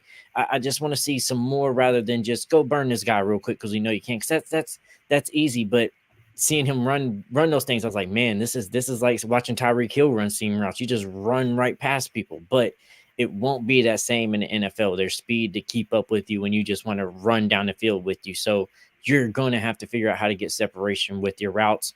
And that's something I'm looking to excited to see him improve on, because if he can improve on that, bro, this is a playmaker that once we get the ball in his hands, he can make something happen and he can take it to the house on any play. I'll say this too. I think that if you put him next to D-Hop, you put him next to Calvin Ridley, man, you tell him to run a route that corresponds with one of them to either get Calvin Ridley open or get him open, I think he can thrive, man. I just felt like, man, that with a creative mind like Brian Callahan, he could use him in a specific way, man, to get him open, to scheme open. Well, for once, we actually got a coach that can scheme people open. You feel me? So we can actually use type of weapons like this and use them effectively, man. So this ain't tied down there no more, man. We're gonna be able to scheme people open. We'll see what we can do with him. Exactly. I like it. Don't you mention that name too loud around Titans fans, man. Man, that PTSD a motherfucker, man, in our fan, man. I'm telling you, that PTSD been whooping ass all weekend long, man. But one more thing about Jha'Quan Jackson for me, man. When I watch his tape, man, I mean, I honestly like his ability with the ball. I mean, he's not going to, you know what I'm saying, break a lot of tackles, if any, but he has the ability to run away from dudes like a motherfucker. And like I said, man, this fan base, they've been crying about speed for so damn long. This guy right here, he runs like the wind. I'm talking about, you get the ball in his hands, man. If he has any little space or whatever, he's going to take off. So, I mean, he's going to be an immediate help on special teams, and hopefully he gets those routes on point, and he should be able to, challenge Kyle Phillips and Traylon Burks, man. I mean, shoot, all he really got to do with those two is stay on the field, because that's their problem. They can't stay on the field. But and he's fast, and bro, he's fast, and he just seems to know how to hit those angles to just get around guys. Like you said, he doesn't necessarily break, but he knows how to calculate how I need to bend this corner just right, so I get my speed just past them, and their angles are all fucked up, and it's just beautiful to watch him bend corners like that. Yeah, man. Titans fan, they need to chill out with the PTSD bullshit. But yeah, man, let's go ahead and keep this thing rocking and rolling, man. Yes. We got another one of them Sour Patch babies in the house, man. Real deal Sour Patch baby. He from Miami, so his hair is nappy as hell too, man. James Williams, man, safety out of Miami, man. Big motherfucker too with that, man. Dude about 6'5", 230 pounds. God dang it, fast as hell. Kind of like Ed Reed in that picture right there. Kind of remind me of Ed Reed back in the day right there, bro. Yeah, man. I mean, another big physical dude, man. I'm talking about, plays to run like a motherfucker, man. I'm talking about clocking dudes when they get the ball in the run game. In the pass game or whatnot, that's where, you know what I'm saying, his weaknesses comes in to play at, man. I mean, he's just got to, do better with his technique, play recognition or whatnot. Man, I like this pickup in the 7th round, man. I mean, I really do. They already talking about, they gonna try him out as linebacker, man, in which he's with it, man. This dude right here, he just wants to see the football field, and I love them type of dudes, them selfless type of dudes, man, just like JC Latham, selfless type of dude, man. But Mike, your thoughts on James Williams? Man, I enjoyed watching his tape, and just enjoyed the thing I enjoy most about his tape is he's going to be doing that at linebacker instead of safety because he has closing speed. And, of course, not all linebackers have closing speed, but, he definitely has that. And it doesn't take him much to get to full speed. So that's what I liked about watching his tape. He's definitely going to come hit you. He definitely has skills, things like that, tackling in the open field. But the biggest thing I think is going to be hard for his transition is going to be shed blocks because he's not used to doing it. So that'll be interesting in a tighter space to see if he's able to shed blocks and things like that. But I definitely like the ceiling for him. It's he's at the floor right now, and the ceiling is definitely high, especially for a 6'5" guy that's used to playing in space. Now you bring him closer to the line of scrimmage, and he still has that quickness and speed. Man, that's nice, especially if he develops. And you saw some of his Miami tape too. He was up on that line a little bit or inside those boxes on a lot of things. He'd cheat up and read a play. It's like, oh, they running. Let me get up here real quick.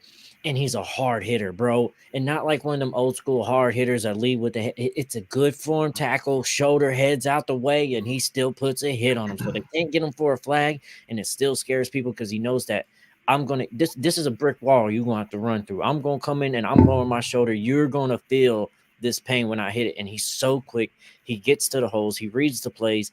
He makes his decision. He just gets there so quick. So I really thought this was a steal where he was at. I had to go watch more tape on him because like safeties wasn't necessarily what I was looking for as most. I was so honed in on linebacker or on wide receivers, DBs, and O-line so much that some of this tape came up from some of these players. I had to go back and look at it. But when I was looking, I was like, man, how has this dude not been talked about already? 6'5" safety, hard hitter, ball go-getter, run stopper. This dude is doing everything you're asking for out of his position. And like you said, they turned in the card for him at linebacker. They're definitely going to put him at linebacker. And, bruh, you talking about Kenneth Murray, Cedric Gray, and then you talking about right here next to him too, bro. This shit is about to be crazy. Don't forget Otis Reese. No, yeah. Can't forget about Otis Reese. And then you got Simmons, Landry, Sweat up there. Then you got Snead, Cheeto Bay. Like, bro, this is defense is shaping up very beautifully for us. That where we had a lot of weaknesses, we're like, okay, this can be beautiful if everybody can play together well and mingle well. This is going to be very, very beautiful. Hey, man, we coming to knock people's heads off, man. Mike, if that's one thing, man, you going to take away from this podcast, man, the Tennessee Titans coming to knock people's heads off, man. Now, we may not win the South, but they going to remember us. They going to remember the Titans. They going to remember see, the Titans. Man. Man, because I'm about to use this. I'm going to use this dude on Madden, bro. He going to be my man. Here we go. I love playing on my safety on Madden. Here we go. That's why our fellow fans out here mad, man. They ain't get enough Madden athletes. Hey, don't forget NCAA finally bringing a football game back out, too. It's supposed to come out, July? Bro, I am So ready. I'm so tired of dealing with Madden and this bullshit. I can't wait for NCAA to come Hopefully back, that'll bro. start with the NCAA. Man, You know, everybody we use in the a different same time team. now. I'll be the only person online using the Titans and be winning with them. People be like, "What?" It'd be hilarious. As soon as they see the Titans, they're like, "Oh yeah, bro, I got an easy win," and they get blown out. It'd be hilarious. Bro, I hate how low they got Will Levis ranked on there. Like him Yeah, and he only Tannehill like are 70. Like, what are you kidding me? I can't throw with this, bro. I gotta run every damn day. Really feeling Hey, like he got that Hey, Aaron Rodgers release though, and if you know that Aaron Rodgers release is the fastest release on Madden, so I mean he do got that working for him. yeah. I'll say this: we do got a question that that Patricia asked earlier that I wanted to touch on. She said, "What do you think about signing Justin Simmons and another wide receiver to help our room? Because if we know really a D Hop get hurt, we might be screwed. We can't really depend on Burst or Phillips right now. So, how y'all feeling about that question?" Yeah, man, you can never have enough receivers, and especially in the pass happy offense, man. So I mean, shoot, create competition within the roster, man. That's what it's all about this time of year. You're trying to bring in the best 90 players. So they already said that they're going to be addressing safety. So I'll be looking for a safety signing soon. Justin First Simmons. wide, exactly. As far as wide receiver, who's out there? I saw that the Jags may be bringing Tyler in Boyd. Jarvis. Tyler Boyd he's out there. I think he should get a shot at this point, man. I know the Jags they bringing in Jarvis Landry as well. So man, I definitely if we Landry showing up at rookie camp, I'm like, whoa, hold up, where you been, man? That threw me off when I saw that. I was like, what? Yeah, I say this though, man. If we can somehow get out this free agency with Justin Simmons and Tyler Boyd, man, we really gonna be a problem. I ain't gonna lie, we really gonna.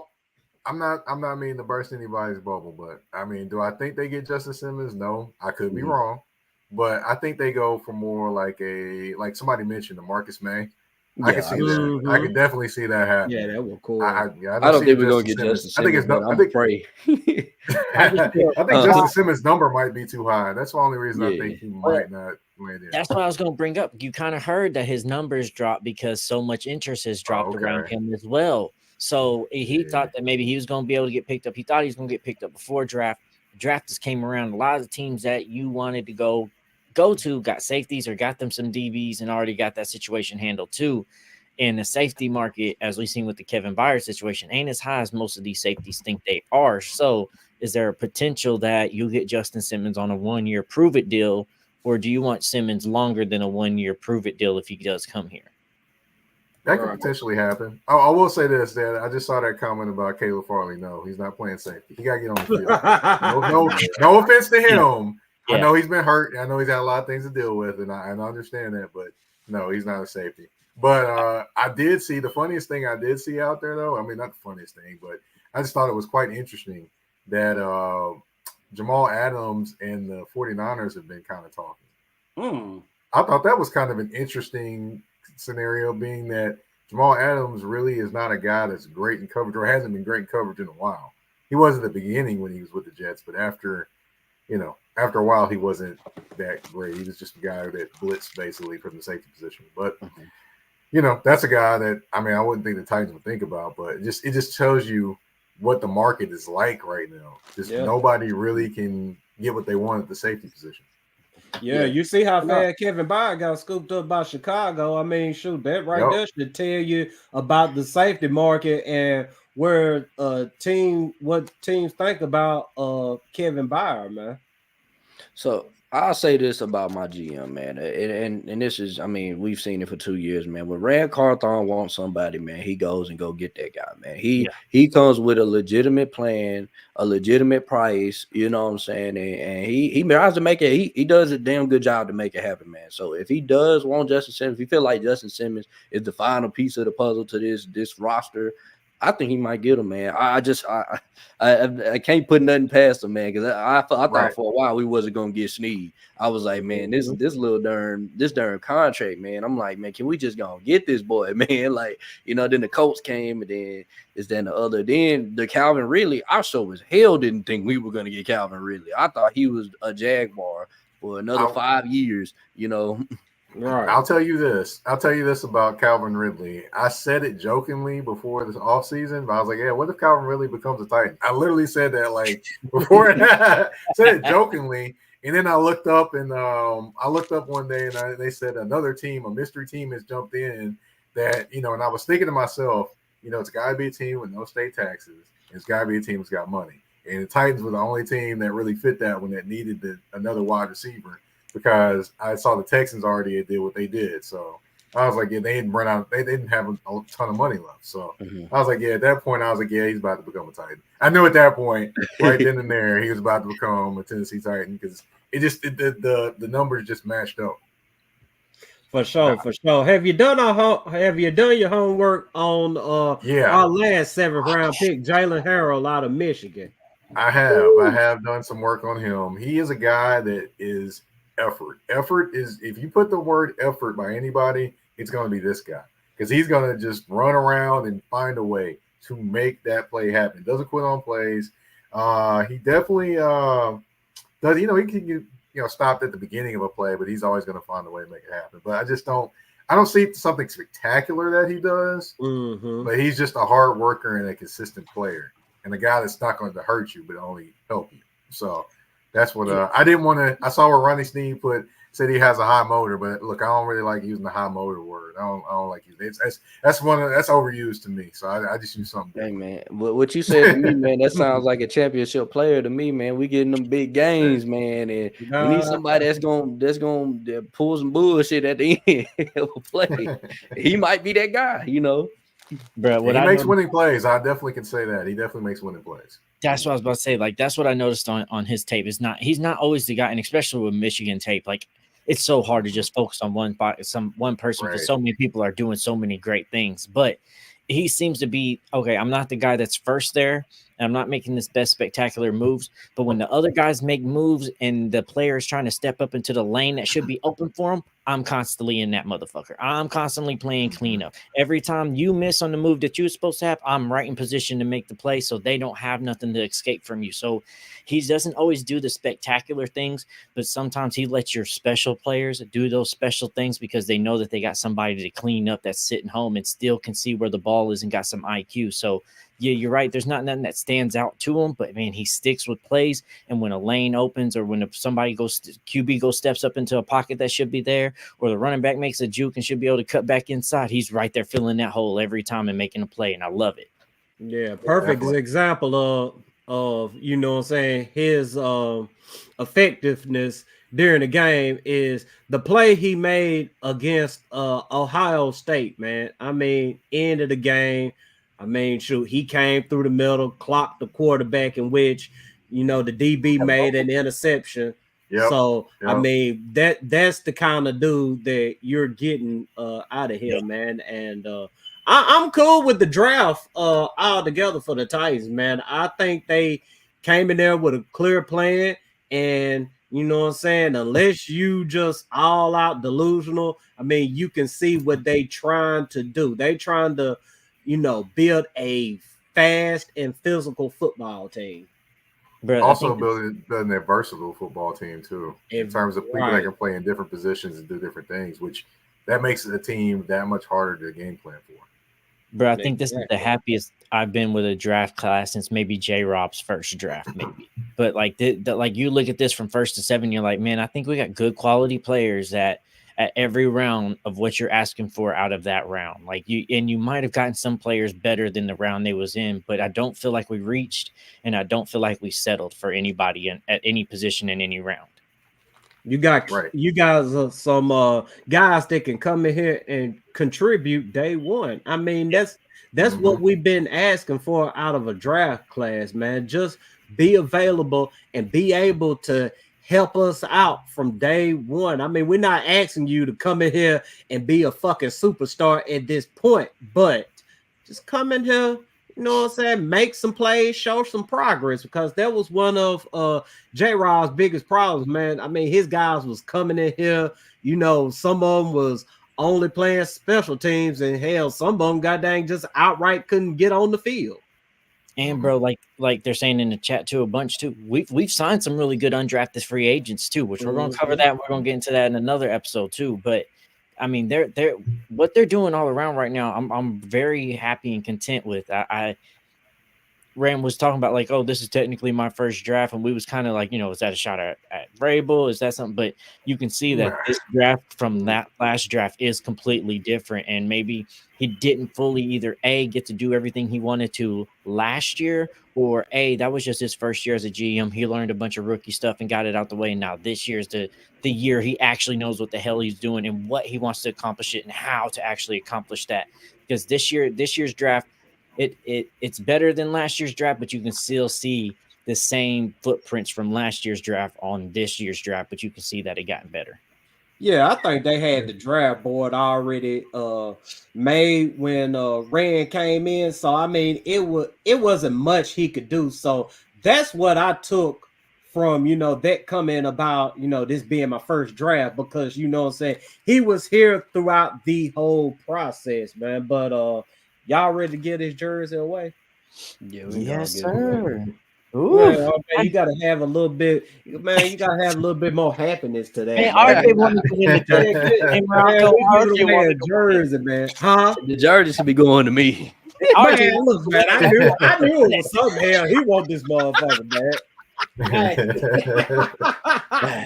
But man, unfortunately, man, I mean, we can't win our own jersey, man. That's why we got to get it to one of our, fellow fans, somebody that's, what I'm saying, that's locked in with the Titans or whatnot, man. He's been to games, what I'm saying. He's supporting us on the show and everything, man. Go ahead.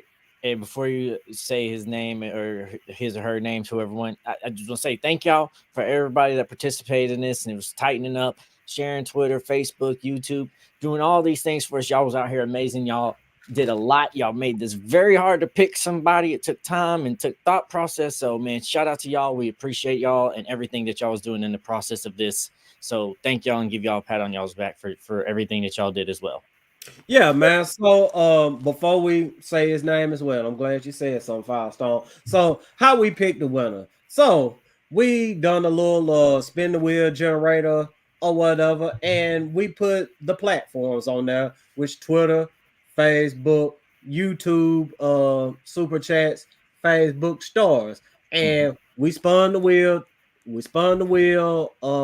Until we got 2 platforms that hit twice, which was Facebook and the YouTube Super Chat. Then we spun it again. Whichever one of those hit twice, that's the platform that we took the winner up off of, which ended up being Facebook. And we chose the 19th comment on our post from yesterday about the giveaway. The 19 represents the pick that Jeffrey Simmons was for the Titans back in 2019, which was the 19th overall pick. So the 19th comment was, like I said, a ride or die Titan fan, man. He been, supporting us on the show, turning us up on Facebook in the comments, man. And man, I'm happy for him, man. Jeffrey Simmons jersey, he got a great home, man. And Firestone, I'm gonna go ahead and let you pull up the graphic here, man, because I'm ready for him to I'm ready for him to see.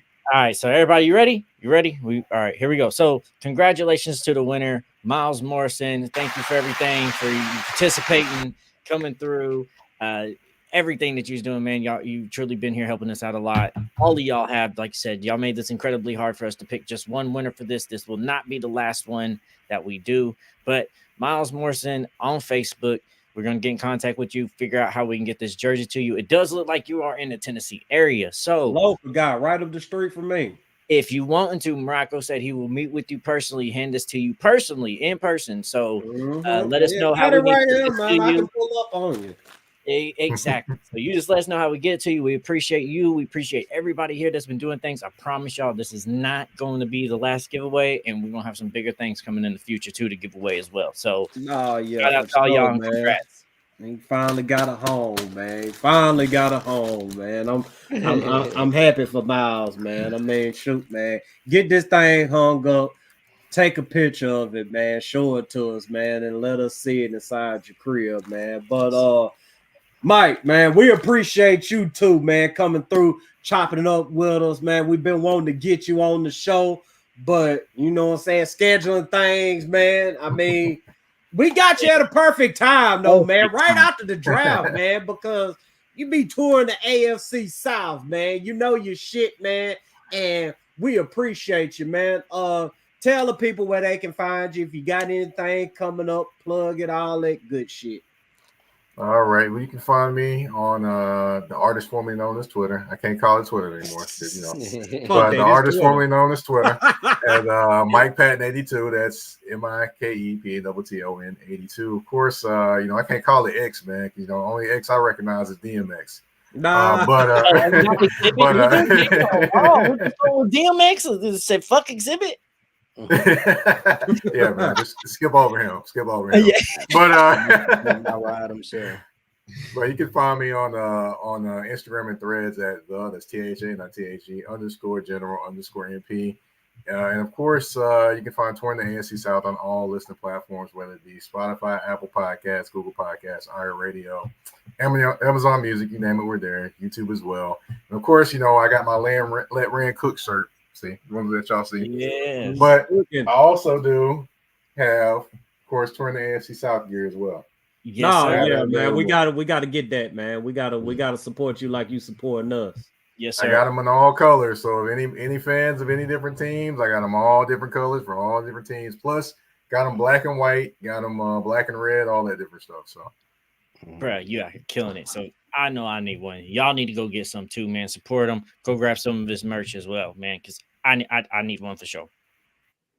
For sure, man. But man, like I said, Mike, man, nice having you, man.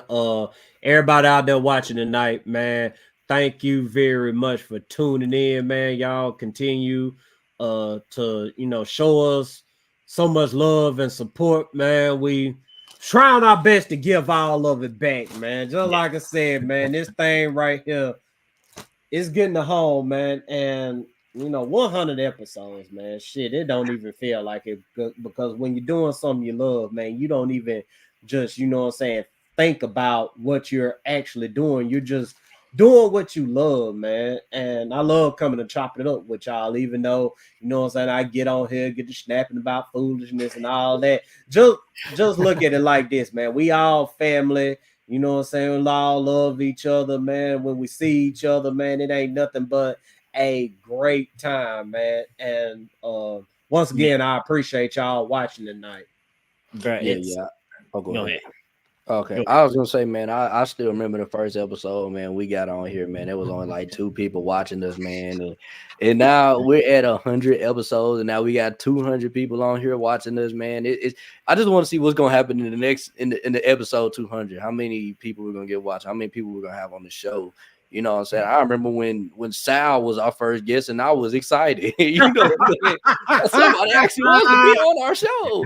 You know, now we done had so many people, and it's getting better, man. You know, I'm happy to be here with Marako, happy to be with Firestone, happy to have you on as well, Mike, man. And you know, thank y'all everybody that shows up, man, weekly. You know.